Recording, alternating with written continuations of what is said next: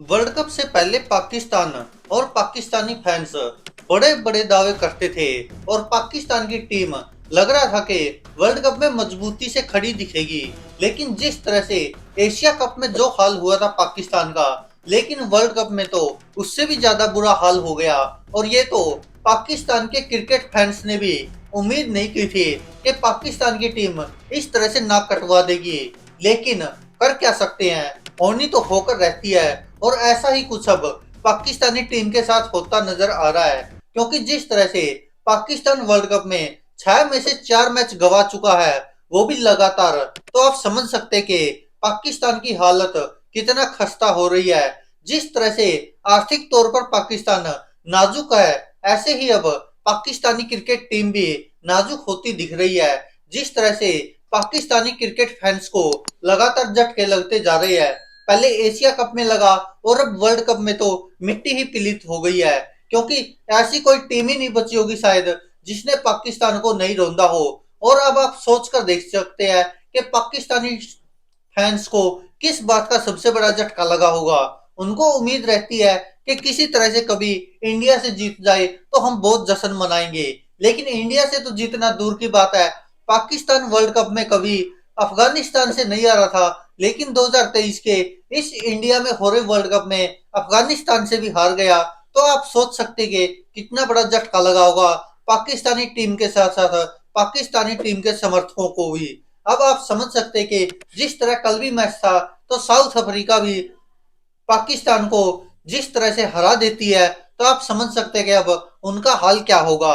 लेकिन दोस्तों, कहीं ना कहीं ये मैच रोमांचक जरूर किया था गेंदबाजों ने, लेकिन पाकिस्तान उसके बावजूद भी हार गया। आइए जानते क्या कारण रहे हैं। करो या मरो के इस मुकाबले में पाकिस्तान कप्तान बाबर आजम ने टॉस जीतकर पहले बल्लेबाजी का फैसला किया। शुरुआती 4 ओवर तक यह फैसला सही लगा कि अब तो पाकिस्तान मजबूत स्कोर खड़ा करेगा और मैच काफी रोमांचक होने वाला है। और हुआ भी ऐसा ही कि ओपनर इमामुल हक और अब्दुल्ला शफीक सॉलिड टच में दिखे। तब ऐसा लग रहा था कि पाकिस्तान आज साउथ अफ्रीका के खिलाफ काफी बड़ा विशाल स्कोर खड़ा करने वाला है, जो शायद आज से पहले पाकिस्तान ने ना किया हो। लेकिन फिर क्या था, फिर एक ऐसा झटका लगता है कि पाकिस्तानी फैंस और पाकिस्तान टीम को सपोर्ट करने वाले सभी को ऐसा झटका लग गया कि कोई सोच भी नहीं सकता था।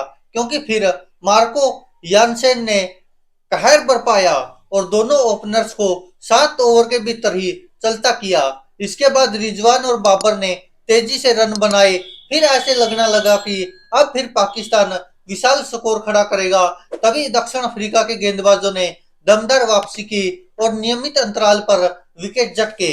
86 पर 2 विकेट से पाकिस्तान का स्कोर 141 पर 5 विकेट हो गया। अब आप समझ सकते कि कहां 86 रन पर केवल 2 ही आउट थे और फिर 141 पर 5 आउट हो गए। अब ऐसा लगने लगा था कि पाकिस्तान की टीम मुश्किल से 220 तक पहुंच पाएगी।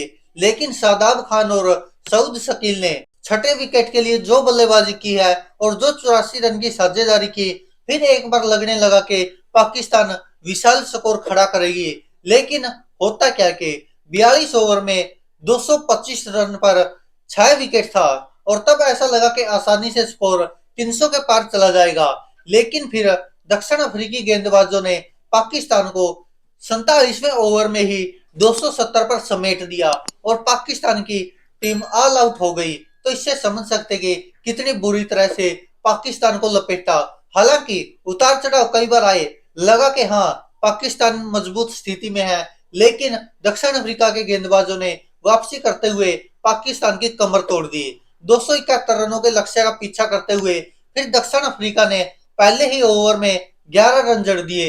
तो देखिए, एक तो स्कोर छोटा है, ऊपर से टीम इतनी मजबूत है, और ऊपर से पहले ही ओवर में 11 रन और फिर दूसरे ओवर में 19 रन बनाए।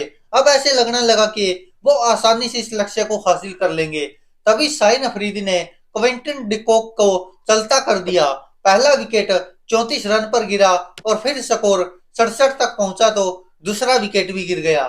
तब ऐसा लगा नहीं कि इस मैच में अभी जान बाकी है।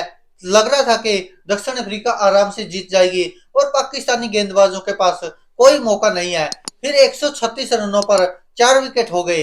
तब ऐसे लगने लगा कि पाकिस्तान कुछ करेगी और दक्षिण अफ्रीका की हालत खराब हो जाएगी।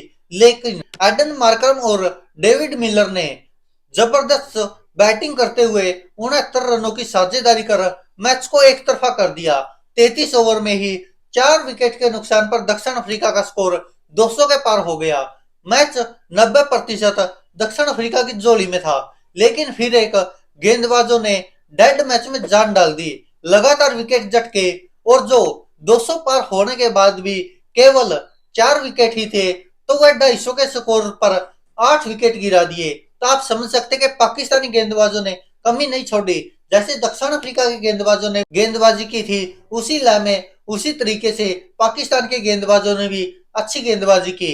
और अब ऐसा लगने लगा था कि अब यह मैच पाकिस्तान की टीम जीत लेगी, लेकिन होने को कुछ और ही मंजूर था।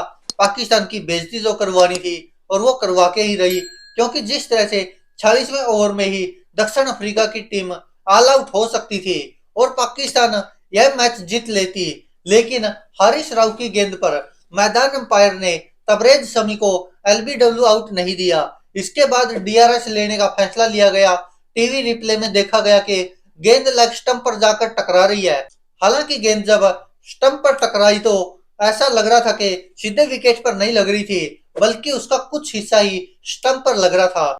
ऐसे में बॉल ट्रैकिंग में रिजल्ट अंपायर कॉल में आया। अब जो फैसला मैदानी अंपायर ने दिया था उसे ही माना गया और तबरेज शमी को नॉट आउट दिया गया। अगर मैदानी अंपायर उन्हें आउट दे देता तो तीसरा अंपायर भी आउट देता और पाकिस्तान की टीम यह मैच जीत जाती। लेकिन यह तो तब होता जब मैदानी अंपायर उसको आउट देता।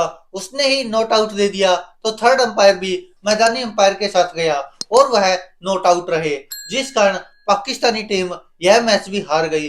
हालांकि रोमांचक मुकाबला जरूर था, लेकिन वह पूरे 50 ओवर नहीं था, बल्कि उतार चढ़ाव आते रहे और रोमांचक भी मुकाबला होता गया। अब इसको लेकर आपको बता दें कि पाकिस्तानी कप्तान बाबर आजम को ट्रोल किया जा रहा है और उनको न जाने क्या क्या सुनाया जा रहा है। हालांकि क्रिकेट के जो विश्लेषक है वो मानते हैं कि पाकिस्तानी कप्तान बाबर आजम प्लेयर तो अच्छा है, लेकिन कप्तान सिर्फ एवरेज ही है, मतलब ज्यादा होशियारी नहीं है कप्तानी में। और यही कारण था कि कुछ गलत फैसले लिए गए बाबर आजम द्वारा हर मैच में, ऐसा बताया जा रहा है। और तभी ये हाल है पाकिस्तानी टीम का।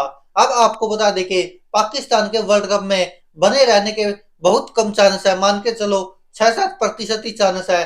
तो वो अब वर्ल्ड कप से बाहर होता दिखाई दे रहा है। अफगानिस्तान ने भी हराया, भारत ने भी हराया, ऑस्ट्रेलिया ने भी हराया और अब दक्षिण अफ्रीका ने भी लपेट दिया। तो आप समझ सकते कि पाकिस्तानी फैंस का कितना दिल दुख रहा होगा।